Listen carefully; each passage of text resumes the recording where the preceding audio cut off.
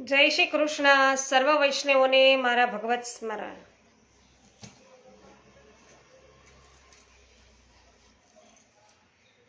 અજ્ઞાનતિમિરાન્ધસ્ય જ્ઞાનાંજનશલાકયા ચક્ષુરુન્મીલિतं येन તસ્मै શ્રી ગુરવે નમઃ. શ્રી ગોવર્ધનનાથ કી જય. શ્યામ સુંદર શ્રી અમને મહારાણી કી જય. શ્રી વલ્લભાધીશ કી જય. શ્રી ગુસાઈજી પરમ દયાલ કી જય.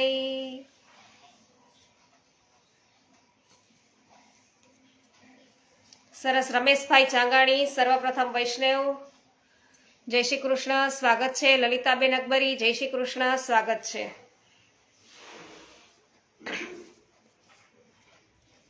પવનભાઈ સખિયા, જય શ્રી કૃષ્ણ, સ્વાગત છે.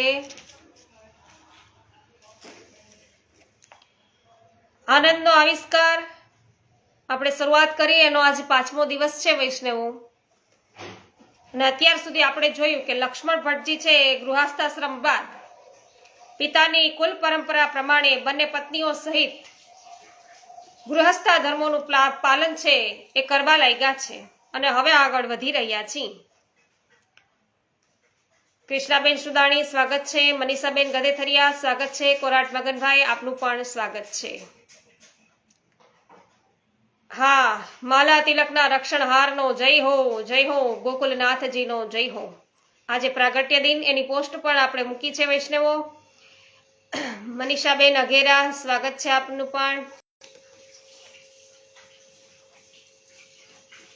તો લક્ષ્મણ ભટ્ટજી સવારે પોતાના ઈષ્ટદેવ સામે પૂજાગૃહમાં બેસી અને ગાયત્રી મંત્ર છે એનો જપ કરી રહ્યા હતા.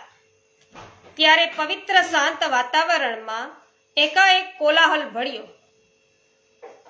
ક્ષણે ક્ષણે વધતા જતા કોલાહલથી ભટ્ટજીના કાને અસ્પષ્ટ શબ્દો છે અથડાયા. ભાગો ભાગો. ભટ્ટજીનું મન છે એ મંત્ર જપમાંથી વિચલિત થયું અને તેઓ પૂજાગૃહમાંથી બહાર આવ્યા. ઘરના બાણે આવી જુએ છે તો લોકો મુઠ્ઠીઓ વાળીને ઘર વખરી માથે ઉપાડી અને દોડી રહ્યા છે. અને ભટ્ટજીએ એક પરિચિત નગરજનને પૂછ્યું, ભાઈ શું થયું, કેમ બધા દોડો છો? ભટ્ટજી, તમે હજી પૂજા કરો છો?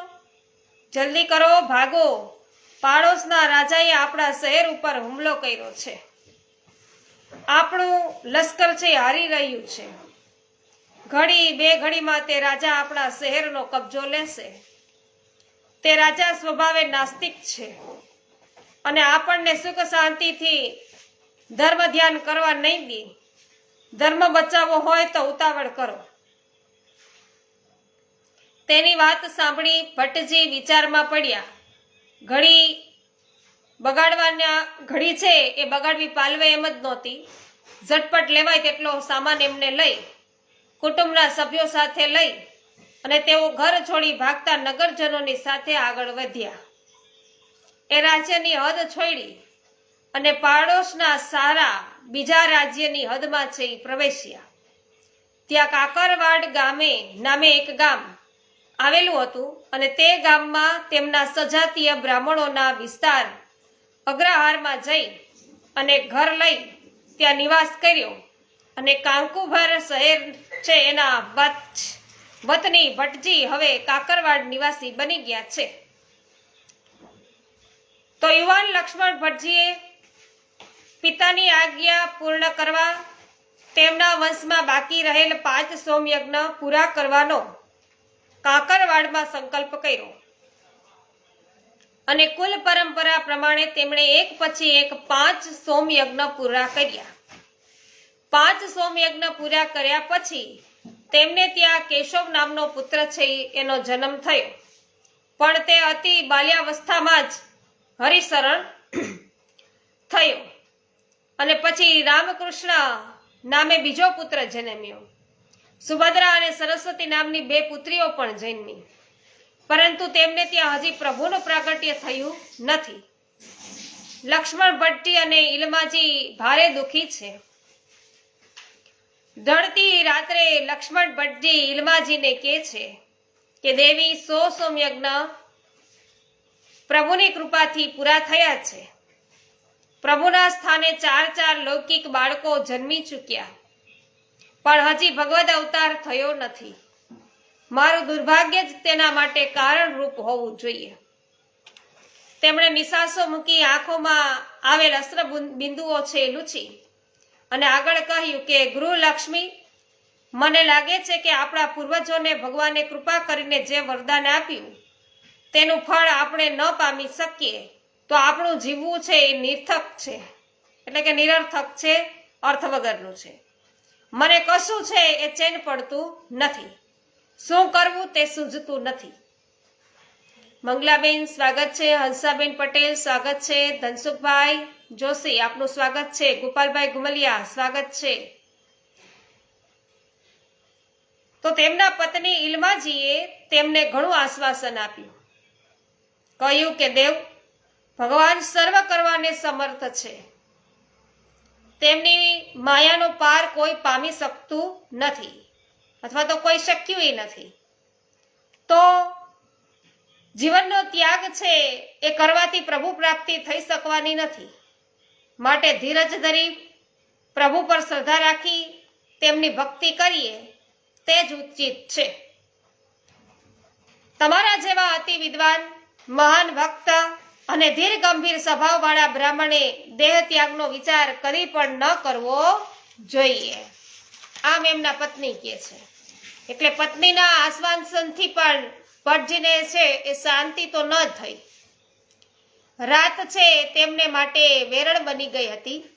દિવસ તેમના માટે દુઃખરૂપ બન્યો અને તેમણે મનોમન નિશ્ચય કર્યો કે ઘર સંસાર છોડી તીર્થયાત્રા નિમિત્તે ચાલ્યો જઈશ અને ખાનપાન છે છોડવા પડે તો પણ છોડી દઈશ. જો મારા ઘરમાં પ્રભુ ન પધારવાના હોય તો તે ઘરમાં રહેવાનો શો અર્થ છે? આવો મનોમન નિશ્ચય કરી એક રાત્રે કુટુંબીજનોને સૂતા મૂકી ભટ્ટજીએ ગૃહનો ત્યાગ કર્યો અને દક્ષિણ ભારતમાં તીર્થ સ્થાનોમાં આત્મ શાંતિ માટે ફરતા ફરતા તેઓ આગળ વધતા જતા હતા. ક્યાંય તેમના મનને ચેન નહોતું, ક્યાંય તેમના દિમાગમાં શાંતિ થાય એવું વાતાવરણ નહોતું. અને થોડાક મહિનાઓ પછી તેઓ જનાર્દન ક્ષેત્રમાં આવ્યા અને ત્યાં વનના એકાંત પ્રદેશમાં એક નાની સરખી પર્ણકુટી એક વિદ્વાન સંન્યાસીને તપ કરતા એમને જોયા અને તેમના મુખ ઉપર દિવ્ય તેજ હતું. પ્રાણી માત્ર પર કરુણા કરતી દ્રષ્ટિમાં દિવ્ય શાંતિ હતી અને મુખ પર તપ્ત જીવને સાંત્વન આપતું મધુર સ્મિત હતું.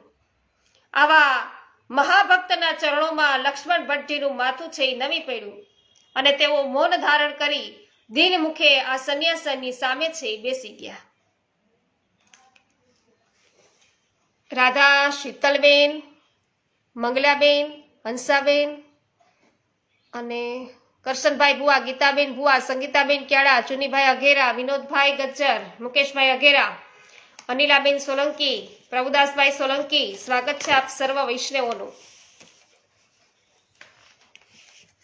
તો સંન્યાસીએ પ્રસન્ન થઈ અને કહ્યું કે વત્સ, તું ચિંતા ન કરીશ, તારા સર્વ મનોરથ પ્રભુ છે એ પૂર્ણ કરશે. મારું નામ પ્રેમાકર છે. સૌ મને મુનિ મહારાજ કહીને બોલાવે છે. વિષ્ણુ સ્વામી સંપ્રદાયનો હું અનુયાયી છું. તારા મનને શાંતિ મળે તે માટે હું તને ગુરુ મંત્ર આપું છું. આ ગોપાલ મંત્રનું તું અહીં એકાંતમાં બ્રહ્મચર્ય ધારણ કરી આરાધન કર અને સર્વ મનોકામનાઓ છે આપણા ઈષ્ટદેવ શ્રી ગોપાલ ભગવાન પૂરી કરે છે. મારા તને આશીર્વાદ છે. પ્રેમાકર મુનિ પાસેથી ગોપાલ મંત્રની દીક્ષા પામી લક્ષ્મણ ભટ્ટજી તેમના શિષ્ય બન્યા અને એકાંતમાં ગોપાલ મંત્રનું આરાધન કરવા લાગ્યા. પોતાના ગુરુ પ્રેમાકર મુનિની છે એ સેવા કરતા, તેમનો સત્સંગ કરતા બ્રહ્મચારી તરીકે લક્ષ્મણ ભટ્ટજી દિવસો છે વ્યતીત કરે છે અને તેમનું મન પ્રભુના ચિંતનમાં લાગતા સ્વસ્થ બન્યું છે અને દિવ્ય શાંતિનો અનુભવ કરતું થયું છે. તો તેઓ ઘર બહાર ભૂલી ગયા છે અને કુટુંબની ફિકર કરતા નથી. તો અહીં જનાર્દન ક્ષેત્રમાં એકી ચિત્તે તેઓ ગોપાલ મંત્રનું આરાધન કરે છે. લક્ષ્મણ ભટ્ટજી ઘર છોડીને ચાલ્યા ગયા. તેમના વૃદ્ધ પિતા અને માતાને ભારે આઘાત લાગ્યો. તેમના બંને પત્ની ઇલમાજી અને યલમાજી પતિ વિયોગે ખૂબ જ દુઃખી બન્યા છે અને તેમાં એ ઇલમાજી છે એની તબિયત નાજુક હતી. વૃદ્ધ પિતા પોતાના સ્વજનો દ્વારા ચાલ્યા ગયેલા પુત્રની ચારે બાજુ તપાસ કરાવે છે, પણ ક્યાંયથી પુત્રનું પગેરું મળતું નથી. દરરોજ નિરાશાજનક સમાચાર મળે છે. સૌ વધારે ને વધારે ખિન્ન થાય છે અને પોતાના જમાઈ ગૃહ ત્યાગ કરીને ચાલ્યા ગયાનું જાણી લક્ષ્મણ ભટ્ટજીના સાસુ વિદ્યાનગરથી પોતાની બંને દીકરીઓને આશ્વાસન આપવા દોડી આવ્યા છે અને દીકરીઓના દુઃખે તેમનું માતૃ હૃદય છે એ ચીરાઈ રહ્યું છે. ભટ્ટજીના ગૃહ ત્યાગથી જે આ બધા દુઃખી છે અને ભટ્ટજીના ગૃહ ત્યાગની વ્યથા સૌના મન પર છે એ પણ ખૂબ મોટી અસર કરી રહી છે. તો સૌને હવે ઘર છે એ ખાવા ધાય છે. ભટ્ટજીને શોધવાને નિમિત્તે તેમના પિતા વલ્લભ ભટ્ટજીએ સૂચન કર્યું કે ચાલો આપણે કે તીર્થયાત્રા કરી આવીએ. મારો દીકરો આમ તો કે સમજે છે, તેણે કે આત્મઘાત છે એ તો નહીં જ કર્યો હોય. તેના દિલનું દર્દ હું જાણું છું. તે જરૂર કોઈક તીર્થ ક્ષેત્રોમાં બરાબર તીર્થયાત્રામાં પરમાત્માનું તપ ધ્યાન કરતો બેઠો હોય છે. હા નાથ, મને પ્રભુ ઉપર પૂર્ણ વિશ્વાસ છે. તેમને વરદાન આપ્યું છે તે ફોગટ ન જાય. આપણો પુત્ર જરૂર આપણને મળશે અને ત્યાં ભગવાન વાસુદેવ જરૂર છે એ ખેલશે એને ત્યાં. તો આપણે હિંમત હારી જવાની કોઈ જરૂર નથી. તેમના પત્ની પૂર્ણાદેવીએ સૌને હિંમત આપી અને વલ્લભ ભટ્ટ સહકુટુંબ લક્ષ્મણ ભટ્ટની સાસુને લઈને તીર્થયાત્રા કરવા માટે નીકળ્યા. તીર્થયાત્રા કરતા કરતા તેઓ જનાર્દન ક્ષેત્રમાં આવ્યા અને તેમના કાને પ્રેમાકર મુનિની પ્રશંસાના શબ્દો છે પડ્યા.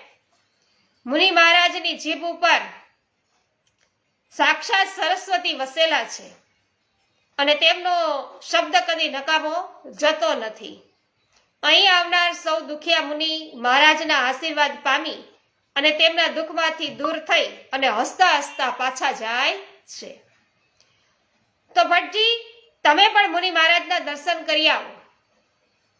તમારો ખોવાયેલો પુત્ર તેમના આશીર્વાદથી તમને જરૂર પાછો મળશે. આ બધી વાતો સાંભળી વલ્લભ ભટ્ટ સહકુટુંબ પ્રેમાકર મુનિ છે એમના આશ્રમમાં આવ્યા. પ્રેમાકર મુનિ આસન ઉપર બેસી પોતાના શિષ્યો છે એમને ઉપદેશ આપી રહ્યા હતા અને સૌએ મુનિ મહારાજને વંદન કર્યા. બધાએ વંદન કર્યા છે અને પ્રેમાકરજીએ સસ્મિત સૌનું સ્વાગત કર્યું છે અને બેસવા માટે આસન આપ્યા. પરસ્પર પરિચય થયો. પ્રેમાકર મુનિના ચરણોને વંદતા ઇલમાજી આશીર્વાદ છે ઇલમાજીને એમણે આશીર્વાદ આપ્યા અને પ્રેમાકરજી જમણો હસ્ત ઇલમાજીના માથે અનાયાસ મૂક્યો અને તેમના મુખમાંથી શબ્દો સરી પડ્યા કે બેટા પુત્રવતી થા. વાતાવરણ ઘડીભર ગંભીર બની ગયું. એક ક્ષણ સૌના શ્વાસ અટકી ગયા. પ્રેમાકરજીને સમજાયું નહીં. તેમણે પ્રશ્નાર્થભરી નજરે ભટ્ટજી સામે જોયું. વલ્લભ ભટ્ટ છે એ નીચી નજરે જમીન ખોતરી રહ્યા હતા. આખરે કાળજુ છે કઠણ કરી અને લક્ષ્મણ ભટ્ટના સાસુ બોલ્યા કે મહારાજ, મારી દીકરીને તમે આશીર્વાદ આપ્યા પણ તમારી આશીષ ફળે એવું પ્રભુને મંજૂર નથી. તેનો પતિ ઘર છોડીને ચાલ્યો ગયો છે. અમે સૌ એને શોધમાં છે એ નીકળ્યા છીએ. મુનિ મહારાજ કંઈ પણ જવાબ આપે તે પહેલા બ્રહ્મચારીના વેશથી શોભતા યુવાન લક્ષ્મણ ભટ્ટજી વનમાંથી કંદમૂળ વીણી પાછા આવ્યા અને ગુરુ મહારાજના ચરણોમાં પ્રણામ કરી અને તે કંદમૂળ ધરી તેઓ વિનયથી એક બાજુએ બેસી ગયા. પોતાના પિતા સહિત સમગ્ર કુટુંબને તેણે જોયું. તેઓ મૌન ધારણ કરીને બેઠા હતા. તેમણે જોતા જ તેમના સાસુએ આનંદથી કહ્યું, મહારાજ, મારા જમાઈ તો આપના આશ્રમમાં છે, હવે આપ કૃપા કરો તો આશીર્વાદ ફળે. આમ એમના સાસુએ કહ્યું કે ઇલમાગારુના માતાએ. તો પ્રેમાકર મુનિ છે દ્વિધામાં મુકાયા. માર્ગ શોધવા માટે તેઓ સમાધિસ્થ થયા અને સમાધિમાં તેમણે ભગવત પ્રેરણા થઈ. લક્ષ્મણ ભટ્ટજીને જવા દો. સમાધિ પૂરી કરી નેત્રો ખોલી પ્રેમાકર મુનિએ સ્મિત ભર્યા નેત્રોથી લક્ષ્મણ ભટ્ટને આજ્ઞા કરી કે પુત્ર, ગોપાલ મંત્રનું તમારું આરાધન છે એ પૂર્ણ થઈ ગયું છે. પ્રભુએ તમારા મંત્ર છે એની ભક્તિ સ્વીકારી છે. પ્રભુ તમારો મનોરથ છે એ જલ્દી પૂર્ણ કરશે. તમે હવે કુટુંબ સાથે ઘેર પાછા જાઓ અને મારા તમને આશીર્વાદ છે. તો ગુરુની આજ્ઞા છે. લક્ષ્મણ ભટ્ટજીએ શિરોધાર્ય કરી માતા પિતા અને સાસુમાં છે એના ચરણોમાં વંદન કર્યા. તેઓ કુટુંબને લઈ અને કાકરવાડ પાછા આવ્યા. માતા પિતાએ કહ્યું કે બેટા, અમે તો હવે અહીં જનાર્દન ક્ષેત્રમાં રોકાઈ જઈએ છીએ. મુનિ મહારાજનો સત્સંગ કરીશું અને શેષ જીવન છે વ્યતીત કરીશું. પણ તું અમારી પુત્રવધૂને લઈને પાછો જા. ગૃહસ્થ ધર્મની તારી જવાબદારીઓનું વહન કરે. તો માતા પિતાની આજ્ઞા શિરોધાર્ય કરી અને લક્ષ્મણ ભટ્ટજી બંને પત્નીઓને સાથે લઈ કાકરવાડ પાછા ચાલ્યા અને ભગવદ પ્રાગટ્યના શુભ દિવસની તેઓ રાહ જોતા અને ગુરુએ આપેલ ગોપાલ મંત્રનું આરાધન છે એ પણ ચાલુ રાખ્યું. અને થોડાક મહિનાઓ વીત્યા પણ ભગવદ પ્રાગટ્ય છે એના કોઈ ચિહ્નો જણાતા નહોતા. રસિકભાઈ ગઢિયા સ્વાગત છે. બિપિનભાઈ ડુબરિયા સ્વાગત છે. જયશ્રીબેન થાનકી સ્વાગત છે. કૌશલભાઈ કડિયા સ્વાગત છે. એક દિવસ ધર્મપુરથી તેમના નિકટના સ્વજન શંકર દીક્ષિત તેમને ત્યાં અતિથિ બનીને આવ્યા અને દીક્ષિતજીએ કહ્યું, ભટ્ટજી, હું ત્રિસ્થળી યાત્રા કરવા ઈચ્છું છું અને પ્રયાગ, કાશી અને ગયાના તીર્થો છે એ તીર્થધામોની રજથી મારા શરીરને પવિત્ર કરું અને તીર્થોદકથી મારા હૃદયને શુદ્ધ કરું, એવી મારી ભાવના છે. તે સાંભળી લક્ષ્મણ ભટ્ટજીએ કહ્યું, દીક્ષિતજી, તમે જાણો છો અમારા પૂર્વજને ભગવાને આજ્ઞા કરી હતી કે તમારા વંશમાં 100 સોમયજ્ઞ પૂરા થશે અને હું જન્મ લઈશ. તો ભગવાને કૃપા કરી મારી પાસે 100 સોમયજ્ઞ છે એ પૂરા કરાવ્યા. તે વાતને વર્ષો વીતી ગયા પણ હજી એ ભગવદ આજ્ઞા ફલિત થઈ નથી. મારા ગુરુએ પણ મને આશીર્વાદ આપ્યા, છતાંય તે આશીર્વાદ છે એ ફળવાના કોઈ ચિહ્ન છે એ જણાતા નથી. મને લાગે છે કે મારાથી અજાણતા ઘોર અપરાધો થયા છે. શાસ્ત્રો કહે છે કે ઘોર અપરાધોની નિવૃત્તિનો એક માર્ગ છે ત્રિસ્થળી યાત્રા કરવાનો. હું પણ આ યાત્રાનો વિચાર કરું છું, પણ કુટુંબને લઈ અને એકલા જવાની હિંમત છે એ ચાલતી નથી. ભટ્ટજી, તમારી વાત સાચી છે, માટે તો હું તમને મળવા આવ્યો છું. હું પણ એકલા નીકળવાના મતનો નથી. અત્યારનો સમય ઘણો ખરાબ છે. ચોર, લૂંટારા અને ઠગનો ત્રાસ છે. અનેક લોકોએ જાન ગુમાવ્યા છે. એની વાતો આપણે સાંભળીએ છીએ. લાંબી યાત્રા છે, એક કરતા બે સાથે હોઈએ તો નિરાંત રહે. એટલે તમે જો આવો તો આપણે સાથે યાત્રા કરવા નીકળીએ. તો કલિયુગમાં યજ્ઞ યાદિકથી પણ ગંગા આદિ તીર્થોથી યાત્રા છે એ અધિક છે. તો તેમ પુરાણો કહે છે કલિયુગની અંદર. તો બંને મિત્રોએ ત્રિસ્થળી યાત્રા કરવાનો પાકો નિર્ધાર કર્યો અને નીકળવાનું મુહૂર્ત આદિ નક્કી કર્યું.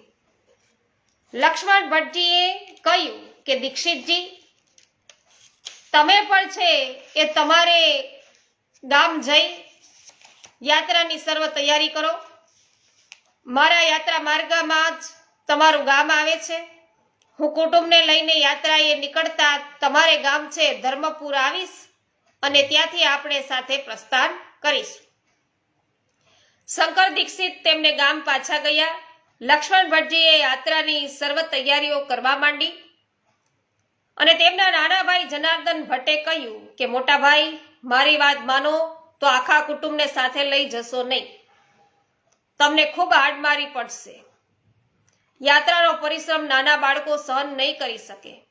માટે તમે યલમાજી અને બાળકો છે એને મારે ત્યાં મૂકીને જાઓ. યલમાજી ને માત્ર સાથે લઈને જાઓ, કારણ કે તીર્થ સ્નાન છે એ વગેરે ધાર્મિક વિધિઓમાં સહધર્મચારિણીની જરૂર રહેશે. અને તમે ક્યાં હંમેશને માટે છે ઘર છોડીને જાઓ છો? તમારો યાત્રાનો સંકલ્પ પૂરો કરી તમે પાછા જ આવવાના છો. તો લક્ષ્મણ ભટ્ટજીને નાના ભાઈની વાત છે એ વ્યાજબી લાગી અને યાત્રાની તૈયારીઓ કરી યલમાજી સાથે લઈ જવાનું નક્કી કર્યું. અને તેમની યાત્રાના સમાચાર સાંભળી કાકરવાડના તેમના અન્ય કુટુંબીઓ પણ તીર્થયાત્રા કરવા માટે સાથે જવા તૈયાર થયા છે. જય હો વિનોદભાઈ. ગોપાલભાઈ વગાસિયા સ્વાગત છે. સુમિત્રાબેન સાવલિયા સ્વાગત છે. અશોકભાઈ દુધાત્રા સ્વાગત છે.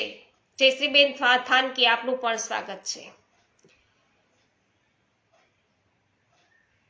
તો શુભ મુહૂર્ત જોઈ તેમણે કાકરવાડથી પ્રસ્થાન કર્યું અને નિત્ય હોમ માટેના અગ્નિને ગાડામાં પધરાવી જરૂરી સરસામાન સહિત પત્નીને લઈ તેઓ નીકળ્યા અને ધર્મપુર આવી શંકર દીક્ષિતજીને સાથે લીધા અને તેઓ પ્રયાગ ક્ષેત્રે જવા નીકળ્યા. પોષ વદ અમાસના દિવસે તેઓ પ્રયાગ પહોંચ્યા. ત્યાં તીર્થ વિધિ પ્રમાણે માઘ સ્નાન, મુંડન, ઉપવાસ, દેવાર્ચન, પછી શ્રાદ્ધ, દાન, ગૌદાન, હવન વગેરે કરી અને પોતાના પુરોહિતને દક્ષિણાથી પ્રસન્ન કર્યા. અને તેમના પ્રયાગ મુકામ દરમિયાન એમની વિદ્વતા હતી એ વિદ્વતાની ખ્યાતિ ઉપસ્થિતિ વિદ્વાનોમાં પહોંચી ગઈ હતી અને વિદ્વાનો સાથે તેમના મુકામ ઉપર રોજ શાસ્ત્ર ચર્ચા થતી હતી. અને તેમની કીર્તિ છે પ્રયાગ સ્નાન માટે આવેલા યાત્રાળુઓમાં પણ પ્રસરી ગઈ હતી. એક દિવસ મધ્ય ભારતમાં આવેલા ગોડાનગરના અમાત્ય શેઠ કૃષ્ણદાસ ચોપડા અને લક્ષ્મણ ભટ્ટજીનો મુકામ છે એ શોધતા આવ્યા. લક્ષ્મણ ભટ્ટજીને વંદન કરી અને સામે બેઠા. ભટ્ટજીએ કહ્યું કે હો, આપ કેમ આવ્યા છો? હું આપનું શું સન્માન કરું? મહારાજ, મારું નામ કૃષ્ણદાસ છે. મધ્ય ભારતમાં આવેલા ગોડાનગરના રાજ્યનો હું અમાત્ય છું. આપ જેવા સંતોની કૃપાથી પ્રભુએ મને અઢળક સંપત્તિ આપી છે. હું સર્વ રીતે સુખી છું. ખોટ માત્ર એક છે અને તે શેર માટીની. મેં સાંભળ્યું છે કે આપને વચન સિદ્ધિ પ્રાપ્ત થઈ છે. મને આશીર્વાદ આપો, હું એક પુત્રનો પિતા બનું. મને હરિભક્ત પુત્ર આપો. લક્ષ્મણ ભટ્ટજી શેઠની સામે જોઈ રહ્યા. શેઠના મુખ ઉપર છે સતાની તુમાખી નહોતી.